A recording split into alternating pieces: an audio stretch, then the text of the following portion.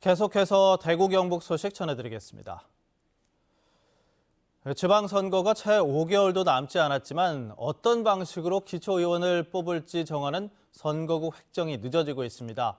정치 다양성 확보를 위한 장치는 마련됐지만 거대 정당의 욕심이 도입을 가로막고 있습니다. 조지한 기자가 보도합니다. 4년 전 치러진 지방선거에서 대구에서는 기초의원 121명을 뽑았습니다. 이 가운데 90명가량을 새누리당이 휩쓸었는데 이럴 수 있었던 것은 선거구 역할이 컸습니다. 대구기초의회 선거구는 한 정당이 당선자를 싹쓸이할 가능성이 큰 2인 선거구와 3인 선거구가 각각 30곳과 14곳이었습니다. 특정 한 정당만이 아니라 다양한 정당이 당선자를 낼 수 있는 4인 선거구는 한 곳도 없었습니다. 중대 선거구제가 정치 다양성을 위해서 도입됐지만 어느 지역보다 정치적 다양성이 부족한 대구에서는 도입되지 않았습니다. 득표수만큼의 의석을 가져가야 되는데 지금 득표수보다 더 많은 의석을 지금 가져가고 있는 게 이제 대표적으로 지금 이 소선구제 문제 아닙니까? 선교민들의 의사가 제대로 반영되는 선거구가 지금 우선 만들어지는 게 지금 급하지 않나 생각이 들고. 사정은 올해 지방선거도 마찬가지입니다. 2인, 3인 선거구는 윤곽을 드러내고 있지만 4인 선거구는 여전히 불투명합니다. 각계 추천 인사로 구성된 선거구 획정위원회에 안이 나오더라도 대구시 의회에서 조례로 확정해야 하는데 자유한국당 일색인 시의회에서 군소정당 당선이 늘어나는 4인 선거구를 꺼리고 있는 탓입니다. 특정 정당이 독점하고 있는 지역에서는 획정위원회의 안과는 별도로 자기 당에 유리한 안으로 분할하고 있습니다. 선거구 획정위원회를 독립된 기구로 성격해서 선거구 획정위원회가 자체적으로 선거구 획정을 결정하도록 해야 합니다. 소수의 목소리도 대변하기 위해 기초의원 선거에 중대 선거구제가 도입됐지만 거대 정당의 독식 욕심에 지역의 정치 다양화는 여전히 안개 속에 머물러 있습니다. MBC 뉴스 조지한입니다. 오늘 청송에서는 아이스클라이밍 전국 선수권 대회가 열렸습니다. 다음 주말에는 국제산악연맹이 주최하는 아이스클라이밍 월드컵 대회가 열리는데 올해 청송대회에서는 세계 빙벽 여제 송한나래 선수의 경기가 주목받고 있습니다. 정윤호 기자입니다. 아이스클라이밍 월드컵은 매년 스위스 사스페와 이탈리아 라벤스타인, 중국 베이징, 한국 청송, 러시아 카로프 등 5개국 투어 형태로 진행됩니다. 한국의 송한나래 선수는 지난해 월드컵에서 5개 대회 중 청송과 사스페, 라벤스타인 대회를 석권하며 여자부 리드 부분 세계 랭킹 1위에 올랐습니다. 빙벽 여제의 질주는 올해도 무섭습니다. 지난달 22일 스위스 사스페에서 열린 월드컵 1차에 이어서 28일 이탈리아 라벤스타인의 2차 대회까지 재패했습니다. 송 선수는 오늘 개막한 3차 중국 대회엔 참가하지 않고 주말 전국 선수권과 다음 주말 4차 월드컵에 집중할 예정입니다. 아무래도 월드컵이 저한테는 더 중요하다 생각을 해서 청송 월드컵 때문에 이렇게 중국 월드컵은 안 나가기로 결정을 했어요. 아이스클라이밍 월드컵 4차 청송대회는 빙벽 여제 송한나래의 월드컵 2연패를 향한 최종 관문입니다.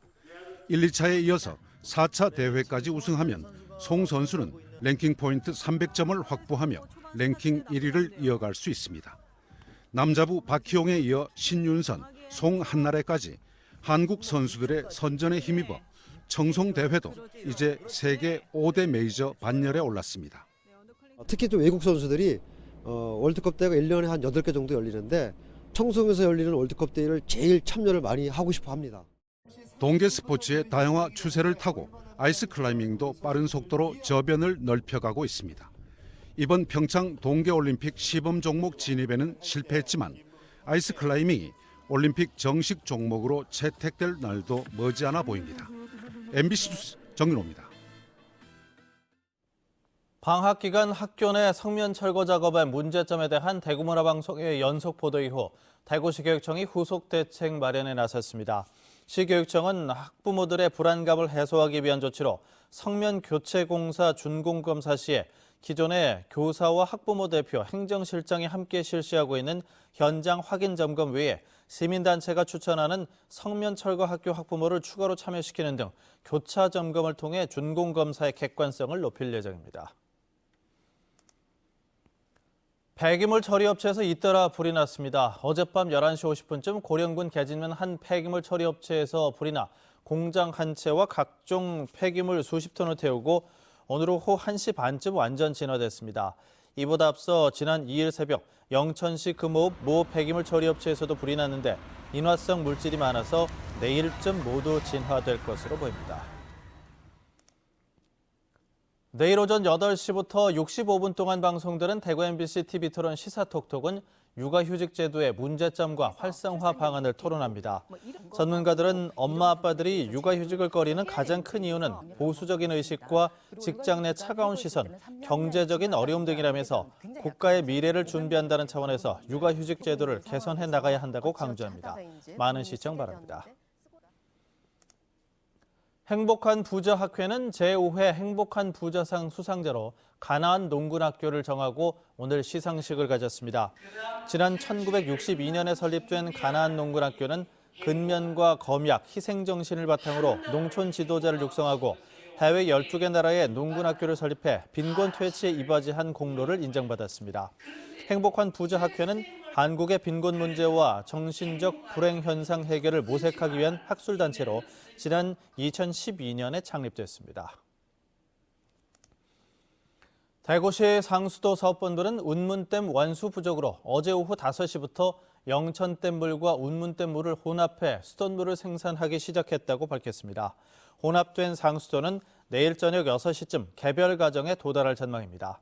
상수도 사업본부는 이에 따라 수성구와 동구 일부 지역에는 흙냄새가 날 수도 있는데 인체에는 무해하다면서 5분가량 끓여 먹을 것을 당부했습니다. 주말인 오늘 대구와 경북 지역은 대체로 맑은 가운데 바람이 강하게 불면서 기온이 크게 떨어졌습니다. 낮 최고 기온은 대구 영하 0.1도를 비롯해 구미 0도, 포항 1.7, 안동이 영하 1.1도 등을 기록했고 초속 5m 이상의 강한 바람이 불면서 체감 온도는 4, 5도가량 더 떨어졌습니다. 절기상 입춘이자 휴일인 내일은 대체로 맑은 가운데 대구 영하 12도를 비롯해 영하 8도에서 영하 16도로 오늘 아침보다도 6도가량 더 떨어지겠습니다. 오늘 오전 11시 12분쯤 포항시 북구 북쪽 11km 지점에서 규모 2.0의 지진이 발생했습니다. 기상청은 포항 지진의 여진이라며 피해는 없을 것으로 예상하고 있습니다. 어제도 낮 12시 21분쯤 포항시 북구 북쪽 9km 지점인 흥해읍 망천리에서 규모 2.9의 지진이 발생했습니다. 이번 지진으로 지난해 11월 15일 규모 5.4 지진 발생 이후 여진은 모두 79차례로 늘었습니다. 대구지법 형사4부 서영애 부장판사는 교통단속경찰관에게 욕설을 한 혐의로 기소된 43살 A씨에 대한 항소심에서 검찰 항소를 기각하고 원심대로 무죄를 선고했습니다. 재판부는 경찰관이 갑자기 A씨의 차를 세우는 바람에 A씨가 놀라 항의하는 과정에서 언성을 높여 반말을 하거나 몇 차례 욕설을 했지만 자신의 분노한 감정을 표출하기 위해 쓴 말로 경찰관을 특정한 모욕적 언사라고 보기 어렵다면서 이같이 판결했습니다. A씨는 지난 2016년 7월 구미시 새마을로 한 아파트 앞 도로에서 안전벨트 미착용 단속을 하던 경찰관에게 욕설을 한 혐의로 기소됐습니다. 지금까지 대구 경북 소식 전해드렸습니다. 고맙습니다.